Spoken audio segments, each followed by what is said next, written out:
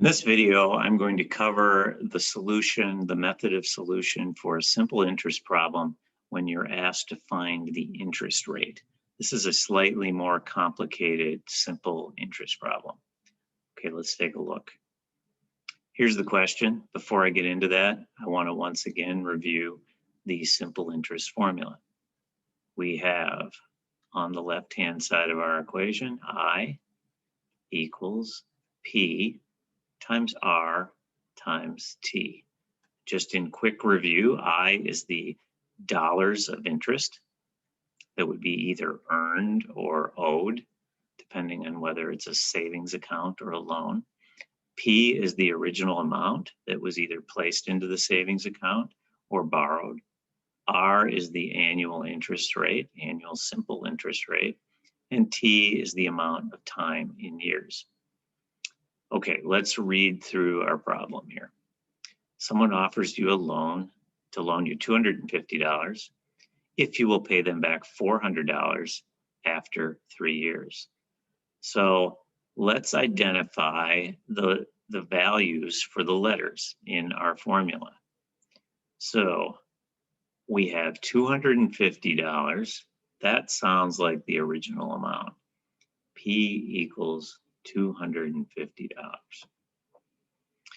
Obviously, the time is 3 years. So let's note that T equals 3. Now we're looking for either the rate or the interest amount. And we do not have a rate. There's no percentage given in this problem. But they are telling us the amount that needs to be paid back. What's a little bit tricky about this problem is that we need to calculate the interest. So we can find the interest by subtracting the original amount from the amount that's owed at the end.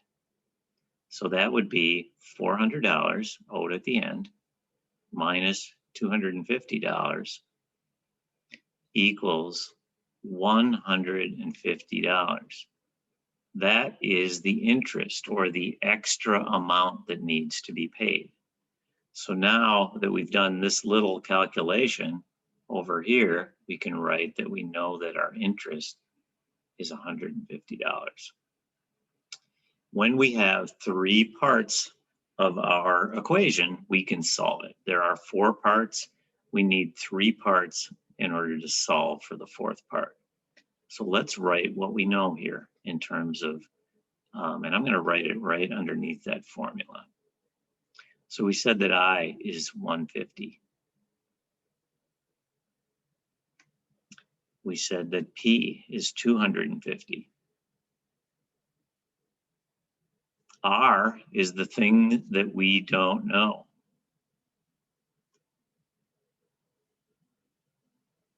And T is the amount of time in years.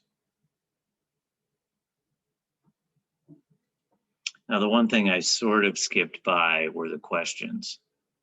So A, how much interest would you pay? We just figured that out.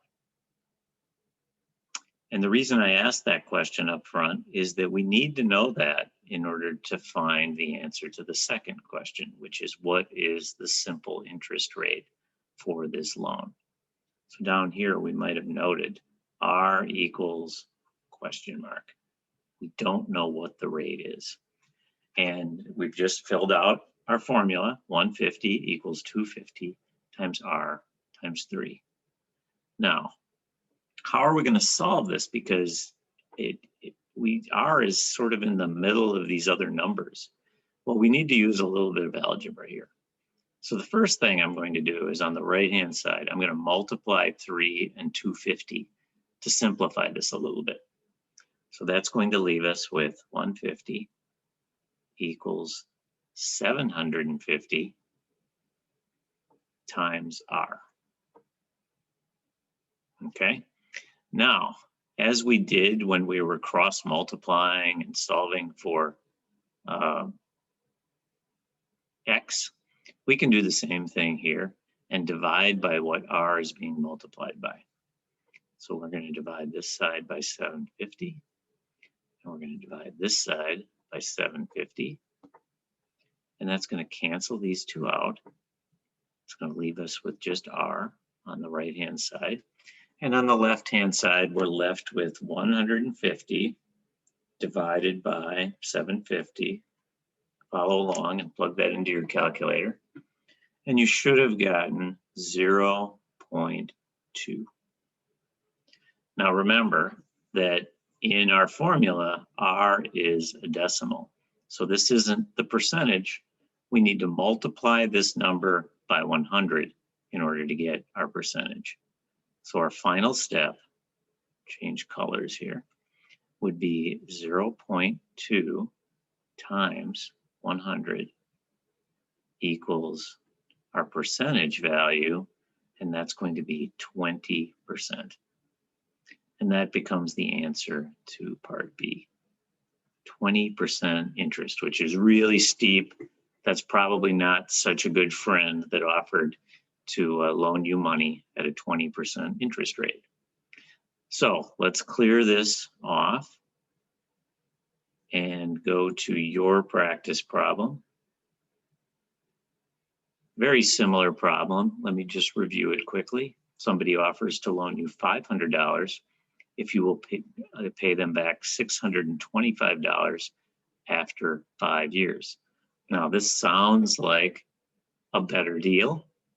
So how much interest would you pay? First of all, you want to calculate that, and then use the simple interest formula to figure out what the simple interest rate would be for this loan.